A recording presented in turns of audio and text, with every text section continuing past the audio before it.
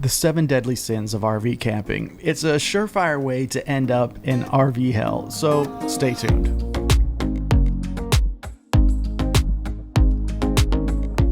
Welcome back to the channel and thank you for joining me here today. We're going to be talking about the 7 deadly sins of RV camping. These are beyond what is just RV etiquette or being a good person as an RVer. These are things that if you do any of these 7 deadly sins, you are a bad RVer and you're setting yourself up to be a very bad RV neighbor as well. So, you know, it's not to point fingers, but it's saying these are the worst of the worst beyond bad etiquette. This is just being a bad RVer, and it is why we consider it one of the 7 deadly RV sins. Let's get to the list. Number 1 is dumping your black water on the ground. No excuse for it. We all know that raw human waste doesn't belong on the ground. If you do it intentionally, and I'm not talking about a dump station mishap, I'm saying going out in nature when you're boondocking and just letting your black tank unleash onto the ground. Everyone knows this is wrong. There's no two ways around it. So if you're doing it, it's one of the worst RV sins of the world because you're making a bad name for all RVers. You're doing direct damage to the nature and potentially anyone who is around you. And you're doing it knowingly because no one thinks that it's okay to dump RV black water on the ground. Avoid that number 1 sin of RVing. Next up on the list is being a bad RV dog owner. So this one can be excusable sometimes, but at a certain point, you know if your dog is not meant for RVing. People get out there on the open road to experience freedom, to be able to travel with their dog, but what happens sometimes is that dogs don't take to the RV lifestyle, and if they're not taken to that lifestyle, they're likely causing problems, whether that's anxiety being exposed in your RV by tearing things up, or if it means that your dog is barking nonstop when you're gone. And this is one of the things that you need to know about your dog and not lie to yourself about or not try to make excuses for, because if your dog is barking at all hours of the day, whenever you're gone, all hours of the night, you're a bad RV neighbor. And then, you know, most importantly, which we all know and which relates to sin number 1 is you need to pick up after your dog's poop. I mean, that's just extremely disrespectful. So that's why we consider being a bad dog owner as the RV sin number 2. Number 3 is using a loud generator. There are 3 types of generators that RVers use. The first one is a generator that's built into the RV. This one is obviously an acceptable generator to use. It has some noise dampening effect because it's situated inside the unit. The other type is a smaller inverter style generator, which runs quietly like a Yamaha or a Honda. They still make noise, but the engine is made to not be so loud and intrusive.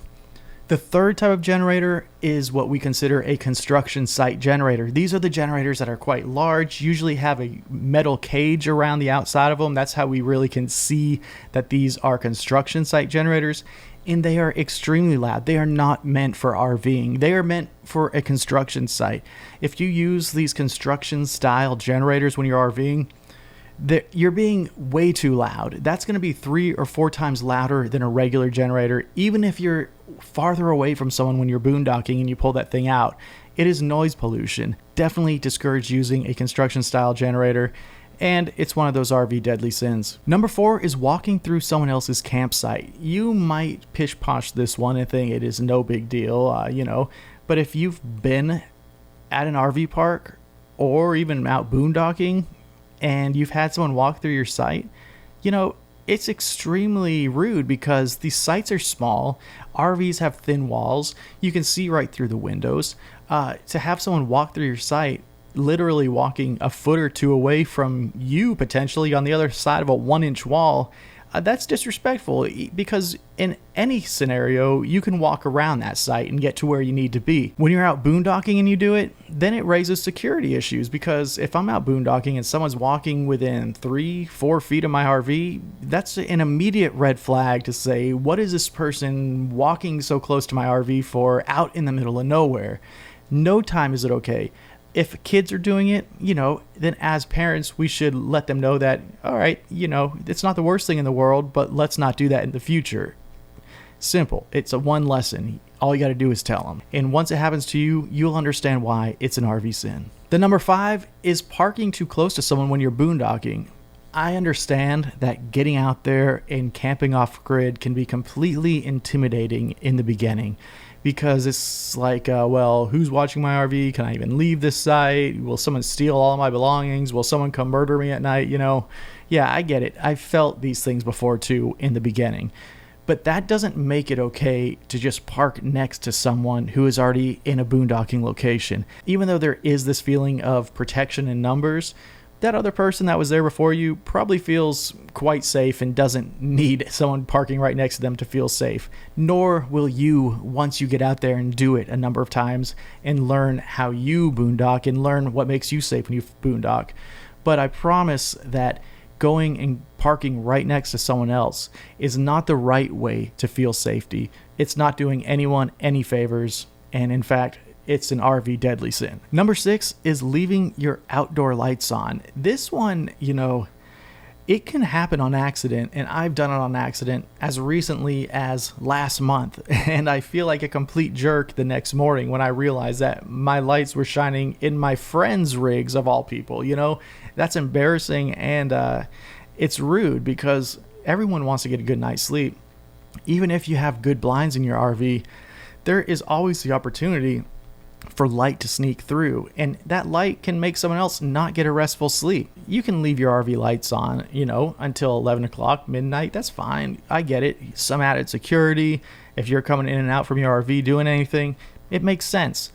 But, once we get into the early morning hours, 1 to 5 a.m., it's no reason to keep those outdoor RV lights on. And the 7th deadly sin of RV camping, whether you're at an RV park or you're out boondocking, is trashing your site and not picking up after yourself.